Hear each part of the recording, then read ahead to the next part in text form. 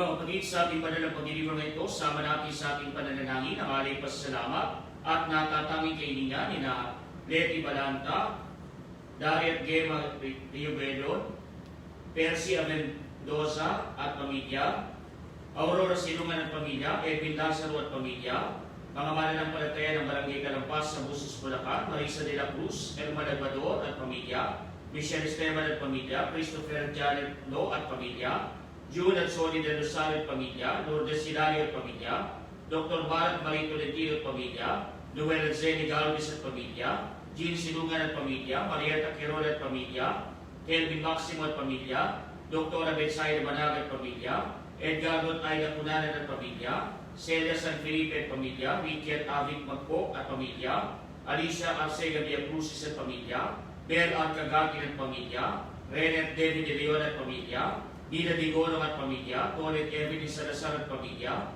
Seri Silin Dominic Nicolas, Antonio Victoria Sanchez at pamilya, Janet E. Pascual at pamilya, tingin ng EDB Community, Bishop Dennis Pilarojo, Reverend Father Opera Pensuit, Cesar at Lolita Nicolas at pamilya, Leti Balanta at pamilya, para sa kaligtasan nila ng pamilya Hermar at Cunanan, Omi at Honorata de Guzman at pamilya, Feli Flores at pamilya, Joliet Diana Marfil at pamilya, Dina Saavedra at pamilya, Victor at Divina MC at pamilya, Adriano Sanchez at pamilya, Architect Bernard at Edna de Guzman, George at Vincula at pamilya, Nick at Evan Rivera at pamilya, Pining Villanueva at pamilya, Camila Aquino at pamilya, Jen Tamale at pamilya, Rowena Villero at pamilya, Arman at Amy Isma at pamilya, Joanna Morales at pamilya, Judah Dori Pidejera at pamilya, Josie Villanes at pamilya, Amy Ferry Di Manalo at pamilya, Dayan G. Bulag at pamilya, Gaspar at Susan Dubali at pamilya, Reynante A. Labo at pamilya, Emelita de la Cruz at pamilya, Jim at Jolie Rinclen, Yvette Valera at pamilya, Gigi Bautista Alejandro at pamilya, Ivy Lorena at pamilya, Jaime Joven Cruz, Maria G. Adap, Dr. Ken Adap at pamilya, Dr. Onaisa Catrina Valera at pamilya, Dr. Caroline Enriquez at pamilya, Dr. Alan Yvonne Guevara at pamilya, Dr. Chester Calapis, mga doktor at medical staff ng Our Lady of Fatima Hospitals, Valenzuela City, Santo Niño Hospital sa Bustos, Amang Rodriguez Memorial Medical Center sa Marikina City, Region 2 Trauma and Medical Center sa Maybong, Nueva Vizcaya, mga doktor at medical staff ng Regino Hospital, Skyline Hospital at Walimin Hospital, at ng lahat ng mga frontliners sa pagsugpo sa pagkalat ng salot ng COVID-19, gaya ng iba pa mga doktor at healthcare providers, mga pulis at sundalo, mga business leaders at workers, at mga kawani ng pamahalaan nasyonal at lokal, lalo na ng lungsod ng San Jose del Monte.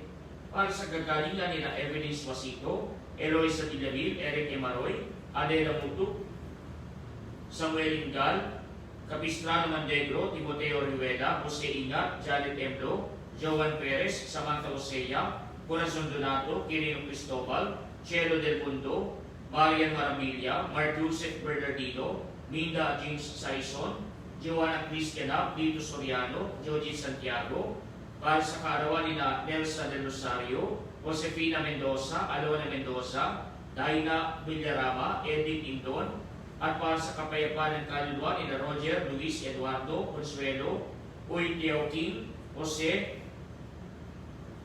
Kirstan, Luke, Purita, Dadia, Laureano Seria, Regino, Consolacion, June Agarapino, Catalina Purificacion, Jesus, Romeo, Purita, Dadia, Guillermo, Mercedita, Amado, Jesus, Ricardo, Sidenonia, Viviana, Hill, Sila, Isabela, Leticia, Evelyn, Alfredo, Eric, Nicolas Nelson, Frederick, Raquel, Dean, Puloy, Maura, Roman, Andres, Epifania, Rufo, Celia, Marisa, Flor, Rotasio, Susana, Atanasio, Nestor, Teresita, Ima Concepcion, Jaime, Domingo, Maximina, Alejandro, Enriqueta, Brian Angelo, Maricel, Rosette, Irora, Alejandro, Sofia, Julita, Roy, Justin, Lucila, Felisa, Pedro, Roderick, Felino, Romeo, Domingo, Rosa, Jocelyn, Daisy, Romel, Jose, Ricardo, Maria, Jose Pipito, Magdalena, Felicidad, Agustin, Martin, Mark, Wilfredo, lahat ng mga kaluluwa sa purgatorio at mga nangiyakang kaliktor ng Diocese ng Malolos at mga doktor at frontliners at mga naging biktima ng salot ng COVID-19. Sa ngalan ng Ama at ng Anak at ng Espiritu Santo. Amen. Sumainyo ang Panginoon. At sumayo rin. Mga kapatid, upang tayo maging marap at tumanap sa ating banal na pagdiriwang, aminin muna natin ang ating mga kasalanan. Sinugong tagapagpagaling sa mga nagsisisi, Panginoon, kaawaan kami. Panginoon, kaawaan mo kami. Dumating na tagapagalyayang mga magsalanay magsisi, Kristo, kaawaan kami. Kristo, kaawaan mo kami. Nakaluglo ka sa kanan ng Diyos, Ama, para ipamagitan kami, Panginoon, kaawaan kami. Panginoon, kaawaan mo kami. Kaawaan tayo ng makapangyarihang Diyos, patawarin sa ating mga kasalanan, at patnubayan tayo sa buhay na walang hanggan. Amen. Manalangin tayo. Ama naming makapangyarihan, ang iyong pangingap ay di nagkukulang sa iyong pagsubaybay sa kanan. Inilulog namin iyong pawin ang kanang makapipinsala sa amin, at iyon namang panatilihin ang pakikinabaka namin walang malim. Sa pamagitan ng Kristo, kasama ng Espiritu Santo, magpasawalang hanggan. Amen.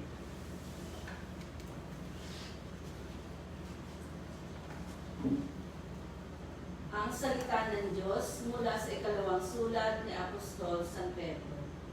Mga pinakamamahal, samantalang hinihintay ninyo ang araw ng Diyos, magsikap kayong mabuti upang madali ang pagdating ng araw na iyon.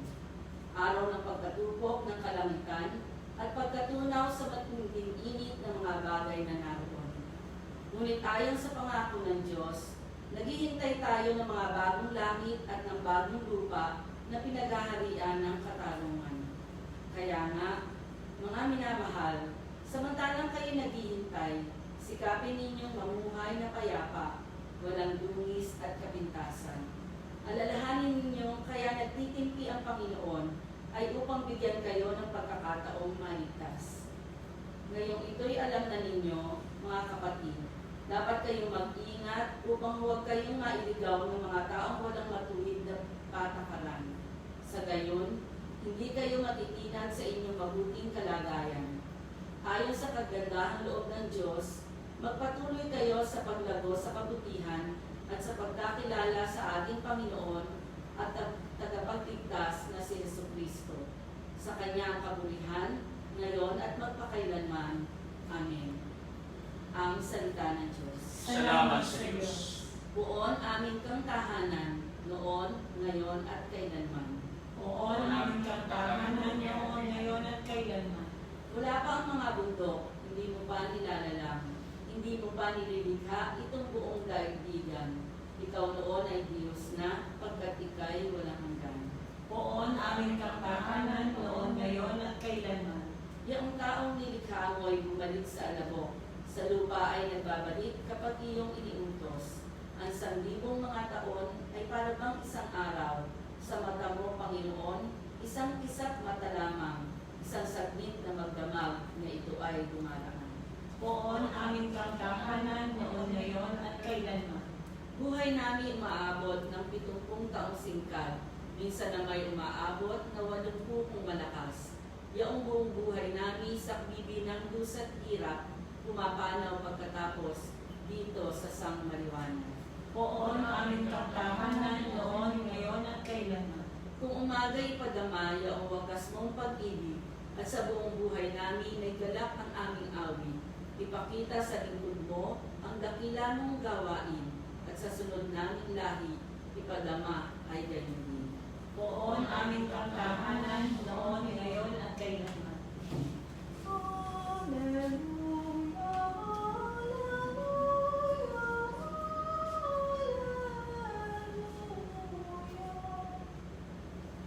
Sumainyo ang Panginoon. At sumayo rin. Ang mabuting balita ng Panginoon ayon kay San Marcos. Papuri sa iyo, Panginoon.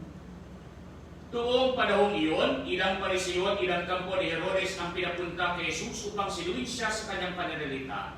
Lumapit sila sa kanya at ang sabi, Guro, nalalaman ko namin kayo tapat at walang pinangingimian, sapagat parehong pagtingin ninyo sa lahat ng tao. At itinuturing ninyo kung ano ang kalooban ng Diyos sa mga tao. Naayon po ba sa kautusan ang pagbabayad ng buwis sa Cesar? Dapat ba kami bumuwis o hindi? Ngunit bakit ni Jesus na sila nagkukunwari, kaya't sinabi niya sa kanila, Bakit ba ibig ninyo akong sinuin? Bigyan ninyo ako ng 1 denaryo, titignan ko. at kanilang binigyan siya. Kaninong larawan at pangalan ang nakaukit dito, tanong ni Jesus. Sa Cesar po, tugon nila. Sinabi ni Jesus, ibigay ninyo sa Cesar ang sa Cesar, at sa Diyos ang sa Diyos, at sinamangha sa Kanya. Mga kapatid, ang mabuting balita ng Panginoon. Pinupuri ka namin, Panginoong Jesucristo. Mga kapatid, sa ating mabuting balita ay pinapahayag sa atin ang ginawa na namang paningilo ukol sa ating Panginoon na mga nagagaling sa ating Panginoon. Kaya nga po ilang Pariseo at ilang kampo ni Herodes ang pinapunta kay Jesus upang sinuin siya sa kanyang pananalita. Kaya nga po ang kanilang tanong, nararapat po bang magbayad ng buwis kay sa Cesar? Kaya nga po pinapayag nila upang nang sa gayon, ano man ang sasabihin ng ating Panginoon, makahanap sila ng butas laban sa Kanya. Kaya nga kapag sinabi ng ating Panginoon, hindi dapat magbayad ng buwis sa Cesar, maaaring siya'y maging matalino sa mata ng ibang mga tao. Maaaring siya'y maging makabayan sa mata ng kanyang mga kababayan sapagat noon ang buong Israel ay nakukupkop ng kanilang mga kaaway na mga Romano na sumakop sa kanilang bansa. Subalit kapag ka naman sinabi ng Panginoon ng direkta, magbayad kayo ng buwis sa Cesar, nangangahulugan lamang ng ating Panginoon ay traidor sa kanyang sariling bayan. Nangangahulugan lamang na siya'y pwedeng paratangan na siya'y nagtataksil sa kanya mismong mga kababayan. Kaya nga po ang sabi ng ating Panginoon, kaninong larawan ang naririto sa isang denaryo na ito. At nang sinabi nila sa Cesar po, kaya ang sabi ng ating Panginoon, ibigay ninyo sa Cesar ang sa Cesar at sa Diyos ang sa Diyos. Hindi niya direktang sinabi, kinakailangan kayong magbayad ng buwis doon sa kalaban. Kundi ang sinasabi lamang sa atin ng ating Panginoon, gawin ninyo ang nararapat ayon sa inyong ninanais, ayon sa inyong pagkakaalam ukol sa inyong gampanin sa lipunan. Kaya nga po mga kapatid, sa buhay natin, ganito rin ang dapat na mabayanis sa atin. Kaya nga po kapag po may mga usapin sa ating pong lipunan at nagsasalita ang pamahalaan, nagsasalita ang simbahan, ano ang madalas na nakikita ng marami? Yung iba, pinaglalaban talaga yung simbahan at pamahalaan. Na kung titignan natin, hindi naman ganoon ang nararapat sapagat ang pamahalaan at ang simbahan ay magkatuwang sa maraming bagay. Kaya nga po sa mga bagay na pang-temporal o sa mga bagay na para sa lipunan, sa mga bagay na para sa mga praktikal na nakikita natin sa ating paligid, sinasalalay natin ito sa ating pamahalaan. Kaya nga po ang ating namang simbahan ay umaagapay pagdating naman sa mga usapin na pang-spiritual. Kaya nga po sabi dati, meron po tayong pagpapahulugan ukol sa sinasabing separation of church and state. May pagkakahiwalay ang simbahan at ang pamahalaan. Totoo po yun, sapagat mga kapatid, may magkahiwalay talaga na pamamahala sa pagitan ng pamahalaan at hindi ng ating simbahan. Dapat nga lamang, hindi naunawaan ito ng iba pang mga tao, sapagat mga kapatid, ang ibig sabihin ng pagkakahiwalay ng simbahan at ng pamahalaan, ang unang nakaisip nito ay ang simbahan mismo. Sapagat noong panahon pa ng mga emperador, ano ang kadalasan na ginagawa ng ibang emperador? Sila mismo ang nagsasabi, ito ang gusto kong mamuno sa simbahan, ito ang gusto kong ilagay na namumuno sa isang simbahan o sa isang lugar na ito, na hindi naman nararapat sapagat hindi nasaklaw ng emperador ang simbahan, sapagat may sariling pamamahala ang simbahan. Kaya nga po nagkaroon ng salita na separation of church and state, nang sa gayon, ang sa gobyerno, ang sa pamahalaan, sila na ang bahala, pero sa pamamahala ukol sa simbahan, ang simbahan na ang siyang dapat mamahala. Sa kasalukuyang panahon, mga kapatid, yung pakahulugan natin sa separation of church and state, hindi naman nangangahulugan na sila'y magkaaway. Ang ibig lamang sabihin, yung pamahalaan, hindi na po pwedeng suportahan yung iisang relihiyon lamang. Kaya nga po mga kapatid, dito sa atin sa Pilipinas, wala tayong tinatawag na state religion. Kaya nga po kahit dito sa atin, ang mga tao karamihan ay mga Kristiyano Katoliko, pero hindi natin po pwedeng sabihin na sa Pilipinas, ito ang state religion. Sapagat hindi po pwedeng sabihin na yung pamahalaan, Katoliko lamang ang kanyang po pwedeng suportahan. Sapagat may mga kapatid tayo na mga Muslim, may mga kapatid tayo na iba ang paniniwala, sila rin ay mamamayan ng ating bansa. Kaya sila rin ay kinakailangan suportahan at mapailalim sa pamahalaan sa pamamagitan ng ating mga usaping panlipunan. Kaya nga po mga kapatid, sa ating po mabuting balita, napakaganda ng sagot ng ating Panginoon. Ibigay natin ang nararapat sa pamahalaan. Ibigay natin ang nararapat natin dapat na gawin upang nang sa gayon maging mabuting mga mamamayan. Gayun din naman, ibigay natin sa simbahan, ibigay natin sa Diyos ang nararapat para maging mabuti rin tayo na mga Kristiyano. Kaya nga po mga kapatid, sa pagdating sa suportang material, kinakailangan ibigay natin sa pamahalaan yung nararapat na suporta sa pamagitan ng buwis na binabayad. Sa paano pong paraan? Sapagat ang mga buwis na ito, ginagamit naman ang pamahalaan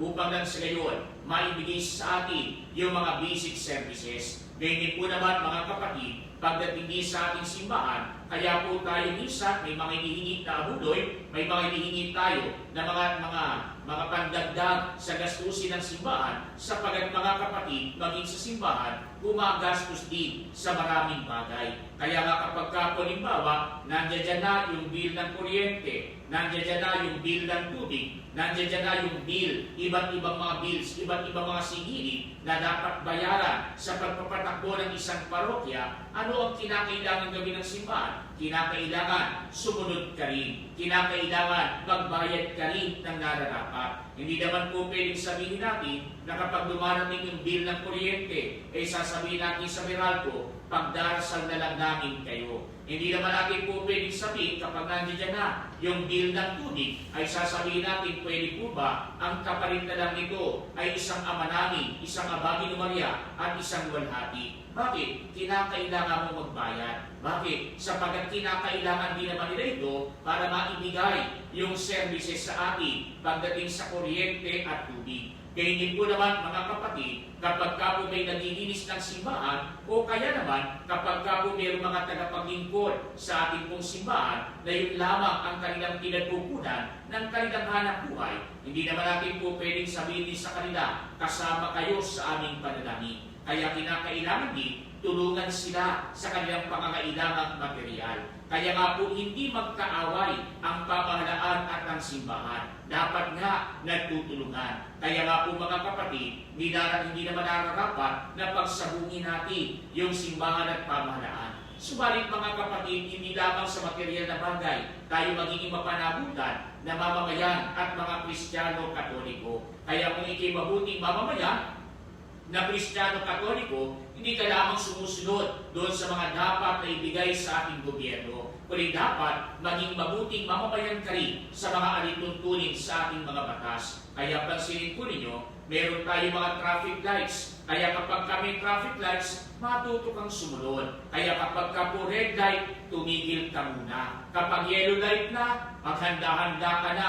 Pwede ka nang umarangkada matapos ilang sandali. Pagka green light na, doon ka pa lamang. Pwede umarangkada sa iyong sasakyan. Kaya nga po mga kapatid, kapag ka po ganoon, ito'y simpleng mga batas lamang na dapat natin sundin, inihingi sa atin ng ating pamahalaan. Nang sa gayon, magkaroon ng maayos na daloy ng trapiko. Kaya din po naman sa panahon ngayon ng COVID, ano yung sinasabi sa atin? Yung mga 60 years old pataas, yung pong mga 21 years old pababa, ano ang sabi sa atin ngayong enhanced community quarantine pa rin o general community quarantine sa bahay muna. At anong dahilan? Nang sa gayon ay hindi sila mahawa sapagat sila mga prone sa pagkakahawa, kundi man ay hindi maging carrier ng salot na nasa ating paligid. Kaya nga po mga kapatid, mahirap, pero kinakailangan natin makipagtulungan nang sa gayon tuluyan natin masugpo ang salot na ito. Kaya din po naman mga kapatid, sa iba pang mga bagay,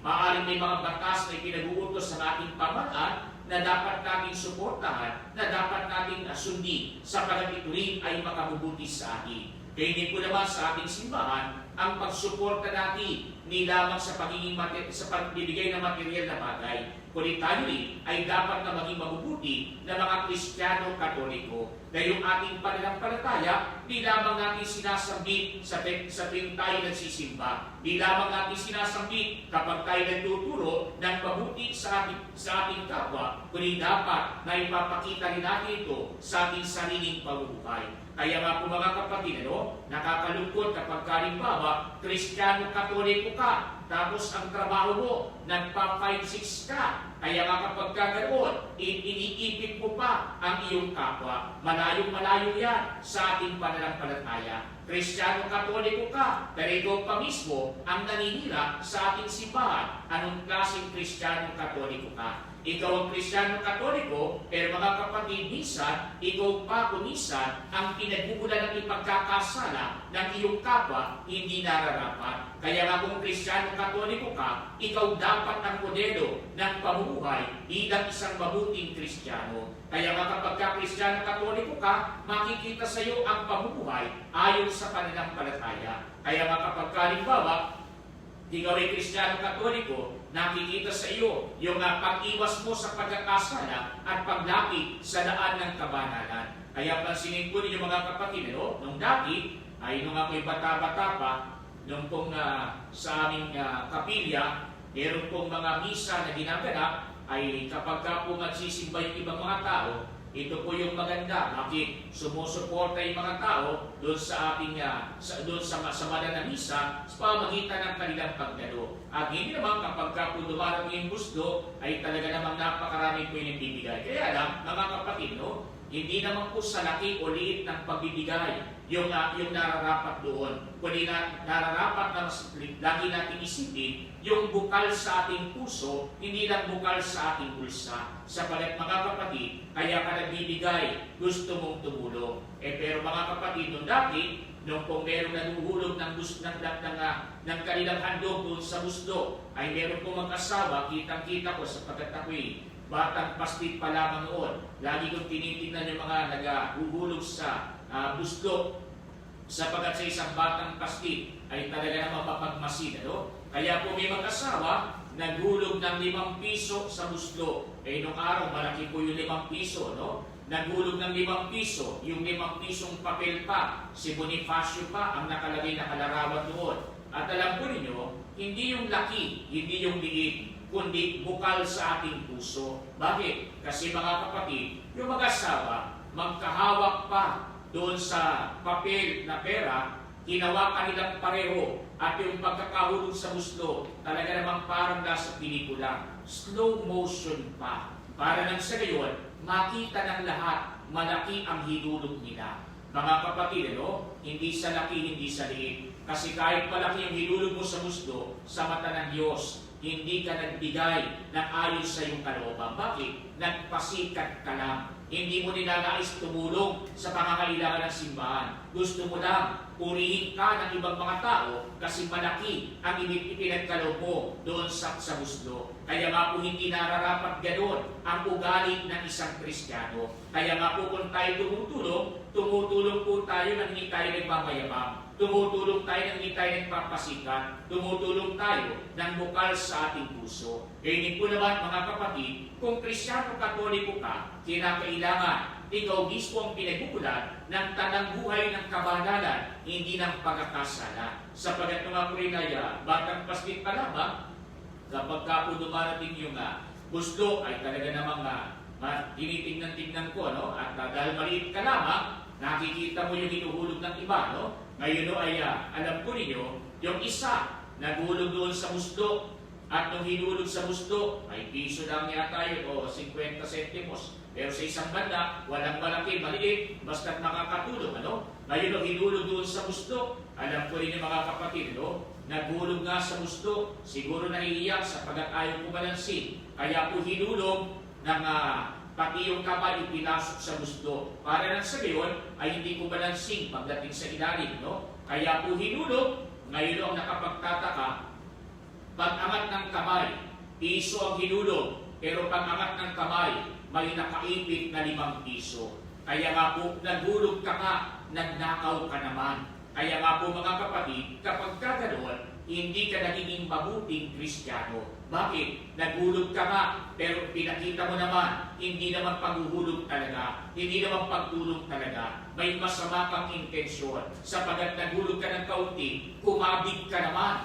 ng napakalaki. Nagsimba ka nga, nagdakaw ka naman. Kaya nga po kapag tayo mga Kristiyano Katoliko, hindi tayo dapat gumagawa ng masama. Umiiwas tayo sa kasalanan at hindi naman ginagawa natin ang nararapat para maging isang mabuti na mamamayan sa ating lipunan at maging mabuti na Kristiyano nagsasabuhay ng ating pananampalataya. Sa gayong paraan, matutupad natin yung sinasabi ng ating Panginoon sa ating mabuting balita, ibigay ni Diyos sa Sisar ang sa Sisar at sa Diyos ang sa Diyos.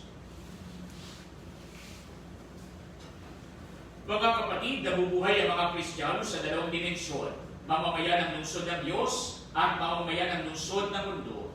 Manalangin tayo na maituon natin ang ating mga puso sa walang katapusang kaharian na darating para sa pangangailangan ng mundo ito. Sa bawat pananghita ng ating itutugon, Panginoon, humimlay nawa ang aming mga puso sa iyo. Panginoon, humimlay nawa ang aming mga puso sa iyo. Ang mga pinuno at miyembro ng simbahan, naway maging makatotohanan sa kanilang tungkulin, na maging mga propetang saksi laban sa mga di makataong krimen at kawalang katarungan. Manalangin tayo sa Panginoon. Panginoon, humimlay nawa ang aming mga puso sa iyo. Ang mga pinuno ng gobyerno, naway makatarungang gamitin ang mga bagay na para sa Sisar. Manalangin tayo sa Panginoon. Panginoon, humimlay nawa ang aming mga puso sa iyo. Ang mga pinuno at mamamayan ng komunidad, naway magkaroon ng kamulatang ukol sa kanilang tungkulin bilang mga taong dapat na magbayad ng buwis at mga taong dapat makilahok ng malinis sa pagboto sa eleksyon. Manalangin tayo sa Panginoon. Panginoon, humimlay nawa ang aming mga puso sa iyo. Ang mga may sakit, naway maunawaan na nagiging isang dakilang biyaya ang kanilang paghihirap kapag iniugnay sa paghihirap ni Kristo. Manalangin tayo sa Panginoon. Panginoon, humimlay nawa ang aming mga puso sa iyo. Yaong mga tumawid na sa pinto ng kamatayan, naway makarating sa walang hanggang lungsod sa langit. Manalangin tayo sa Panginoon. Panginoon, humimlay nawa ang aming mga puso sa iyo. Panginoon, ang kasaysayan, inilalagay namin sa iyong pagkalinga ang aming mga kahilingan. Nalalaman namin ang lahat ng mga tao, panahon ng pangyayari, ay napapaloob sa iyong kalooban. Iniling namin ito sa pamamagitan ni Kristo aming Panginoon. Amen.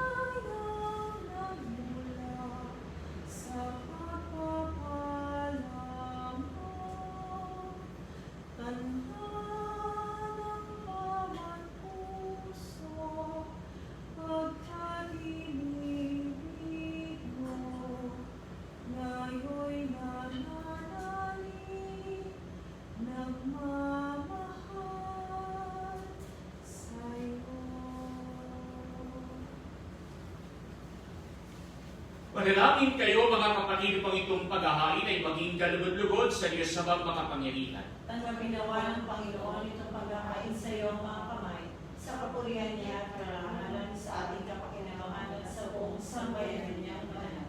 Ang madaming likas sa iyong katapatan kami nagtitiwala, ngayong ang mga alay aming inihahanda at inihahain dito sa malanmong dambana. Sa kagandahan loob mo sa aming dumadalisay, kami may makaganap na may malinis na kalooban sa paglilingkod namin sa banal na pagdiriwang. Sa pamamagitan ng Jesucristo kasama ng Espiritu Santo, magpasawalang hanggan. Amen. Sumainyo ang Panginoon. At sumayo rin. Itaas sa Diyos ang inyong puso at diwa. Tinaas na namin sa Panginoon. Pasalamatan natin ang Panginoong ating Diyos. Marapat na siya ay pasalamatan. Ang madaming makapangyarihan kunin ang marapat na ikaw ay aming pasalamatan sa pamamagitan ng Jesucristo na aming Panginoon. Lubag na bagbag ang kanyang loob sa pagkakamali ng tao sa sansilukom.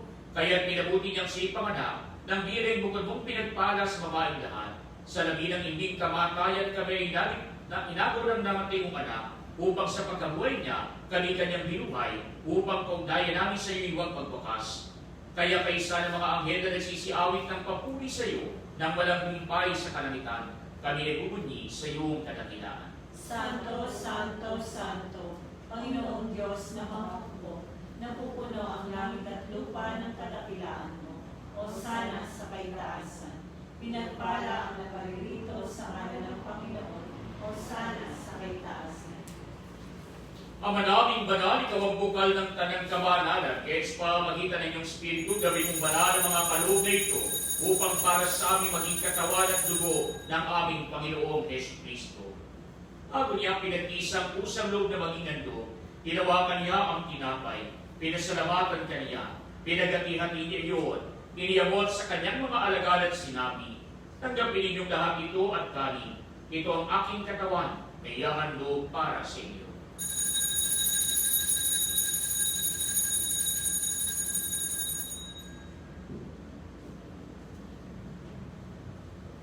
Kaya hindi naman nung matapos ang hapunan, hinawakan niya ang kalis, muli kaniyang pinasalamatan. Iniyamot niya ang kalis sa kanyang mga alagad at sinabi, tanggapin ninyong lahat ito at inumin. Ito ang kalis ng aking dugo, ng bagot para mamantipan. Ang aking dugo na ibubuhos para sa inyo at para sa lahat, sa ikapagpapatawad ng mga kasalanan. Gawin ninyo ito sa pag-alala sa akin.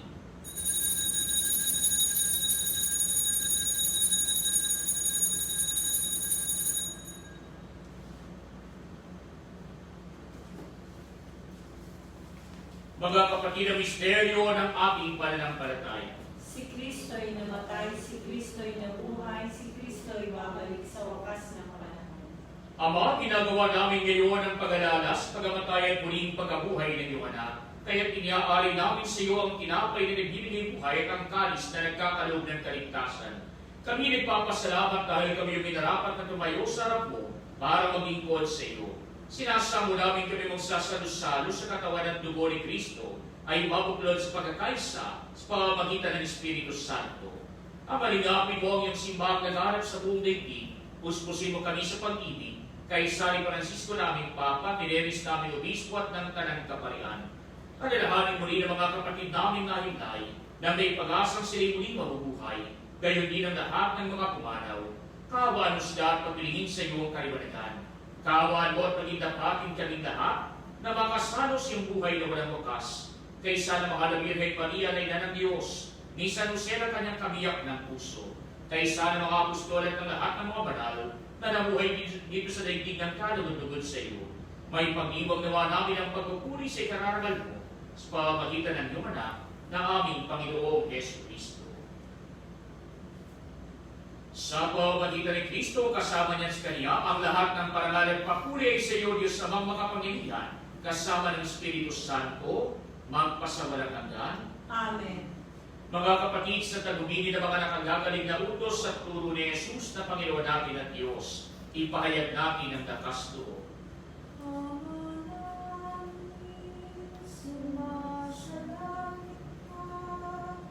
Sambahin ang ngalan mo, mapasa amin ang tahiyan mo, sundin ang loob mo dito sa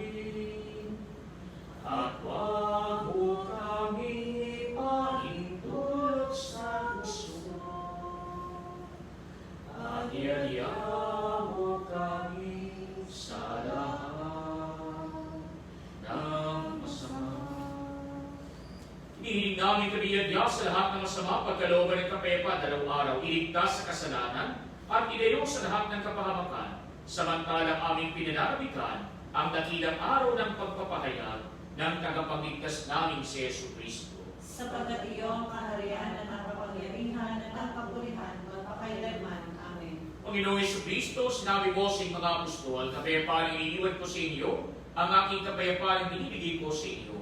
Tumayin mo aming pananampalataya ng aming mga pagkakasala. Pagkalooban mo kami ng kapayapaan at pagkakaisa ayon sa iyong kalooban, kasama ng Espiritu Santo, magpasawalang hanggan. Amen. Ang kapayapaan ng Panginoon ay laging sumainyo. At sumayo rin. Magbigayan kayo ng kapayapaan sa isa't isa.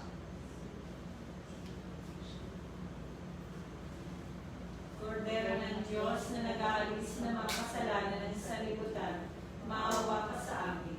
Kordero ng Diyos na nag-aalis ng mga kasalanan ng sanlibutan, maawa ka sa amin. Kordero ng Diyos na nag-aalis ng mga kasalanan ng sanlibutan, ipagkaloob mo sa amin ng kapayapaan. Mga kapatid ko, si Kristo ang kordero ng Diyos na nag-aalis ng mga kasalanan ng sanlibutan. Mapapalad tayong inaanyayahan sa kanyang bigin. Panginoon, hindi ako dapat na magpatuloy sa iyo. Ngunit sa isang salita mo lamang ay gagaling na.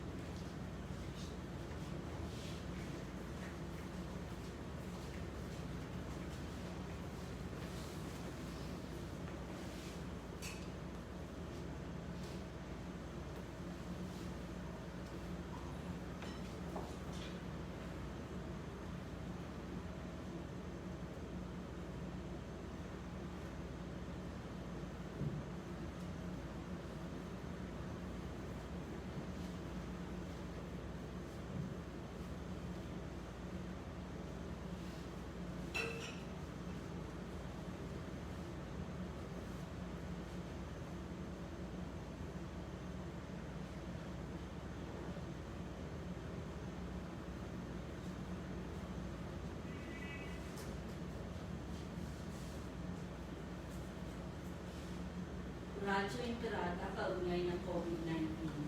Amang makapangyarihan, lumalapit kami sa iyo sa aming pangailangan.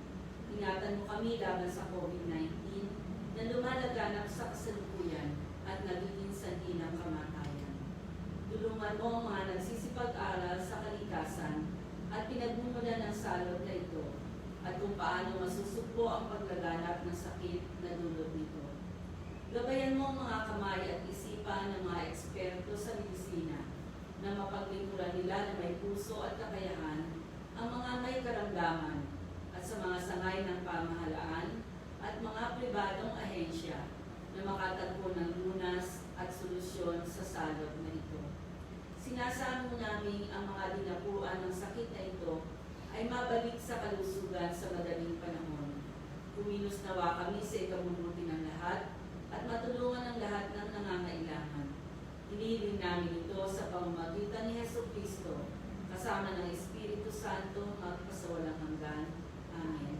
Maria, takbuhan ng mga Kristiyano, Panalangin mo kami. San Rafael Arcangel, Panalangin mo kami. San Roque, Panalangin mo kami. San Lorenzo Luis, Panalangin mo kami. San Pedro Calungsod, Panalangin mo kami. San Pedro Apostol. Panalangin mo kami. Manalangin tayo. Ang madaming mapagmahal, pagharian mo sa iyong Espiritu kami pinapakilama mo sa katawan at dugo ni Kristo, upang di lamang sa pagsasalita, kundi rin naman sa pagsasagawa, ikaw ay aming may pagdamal at maging marapat kami makapasok sa kaharian mo sa kalangitan. Sa pamamagitan ni Yesu Kristo, kasama ng Espiritu Santo, magpasawalang hanggan. Amen. Sumainyo ang Panginoon At sumayo rin. at pagpalain kayo ng mga kapangyarihang Diyos, Ama at Anak at Espiritu Santo. Amen. Humayo kayo sa kapayapaan ni Kristo. Salamat sa Diyos. Walhati